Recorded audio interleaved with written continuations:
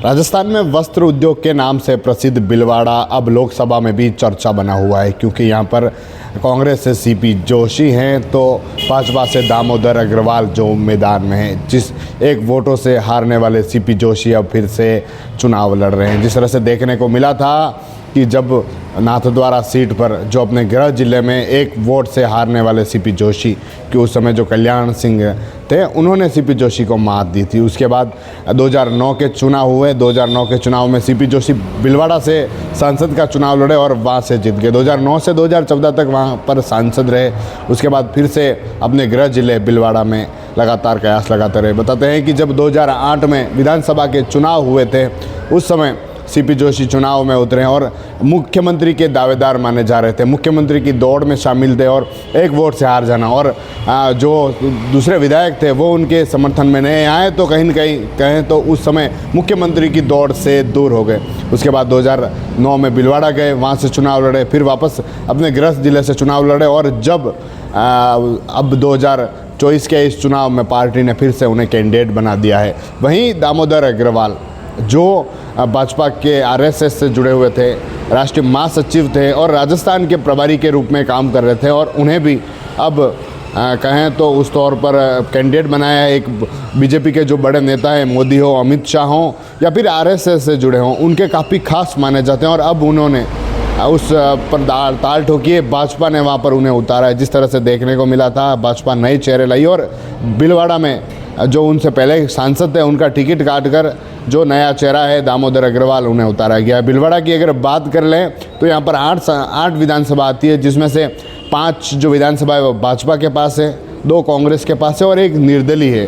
पास की बूंदी सीट आती है, वह भी एक जो 7 सीट भीलवाड़ा की है और 1 सीट बूंदी की आती है। तो अब गहमागहमी तेज हो चुकी है, क्योंकि वहाँ पर ब्राह्मण वोटर्स ज़्यादा हैं, गुर्जर समाज के वोटर्स ज़्यादा हैं, तो अब पूरी तरह से साधने के लिए जुटे हुए हैं। ऐसे में कांग्रेस ने दाव खेलते हुए जो ब्राह्मण चेहरा है डॉक्टर सीपी जोशी को उन्हें वहाँ पर उतारा है और वह भी दमखम के साथ जुटे हुए हैं। वहीं दूसरी ओर भाजपा ने एक नया चेहरा लाई है, दामोदर अग्रवाल, जो वहाँ पर जुटे हुए हैं देखने को मिले हैं। तो जिस तरह से भीलवाड़ा की एक राजनीति अलग ही देखने को मिलती है, उससे पहले भाजपा रही हो, कांग्रेस रही हो, और वहाँ के जो वोटर्स हैं कहीं न कहीं उनमें एक अलग देखने को मिलता है। वस्त्र नगरी के नाम से भीलवाड़ा को जाना जाता है। जिस तरह से गुजरात में और वहाँ जो सूरत है उन्हें वस्त्र नगरी के नाम से जाना जाता है, तो राजस्थान की वस्त्र नगरी, वस्त्र उद्योग के नाम से भीलवाड़ा को जाना जाता है। और वहाँ पर चंबल नदी हो या फिर जो नदियों का संगम कहा जाता है वह भीलवाड़ा में देखने को मिलता है। और अब उससे भीलवाड़ा की चर्चा तेज हो चुकी, क्योंकि 2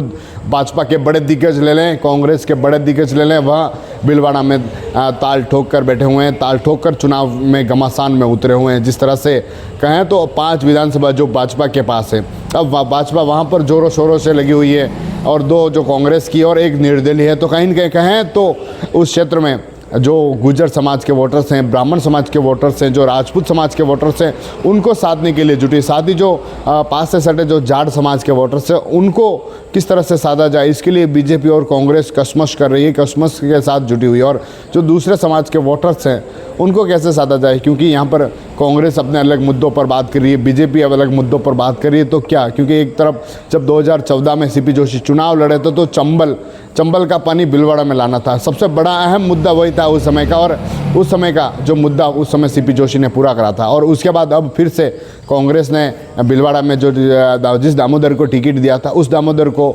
जो राजसमंद में उतारा और सीपी जोशी को वहाँ पर उतारा। और जो भाजपा है उन्होंने जो नया चेहरा, क्योंकि एक सांसद का पहली बार चुनाव लड़ रहे दामोदर गुर्जर, उनको मैदान में उतारा है। तो अब वहाँ पर एक कशमश तेज हो चुकी है और चर्चा बन गई, जिस एक वोट से सीपी जोशी आ रहे थे नाथद्वारा में चुनाव में, उन्हीं सीपी जोशी को फिर से अब भीलवाड़ा में मौका दिया है। क्या रहता है, कैसे चौंकाने वाले मामले रहते हैं, जनता किस तरह वोट करती है, तो आने वाला समय तय करेगा।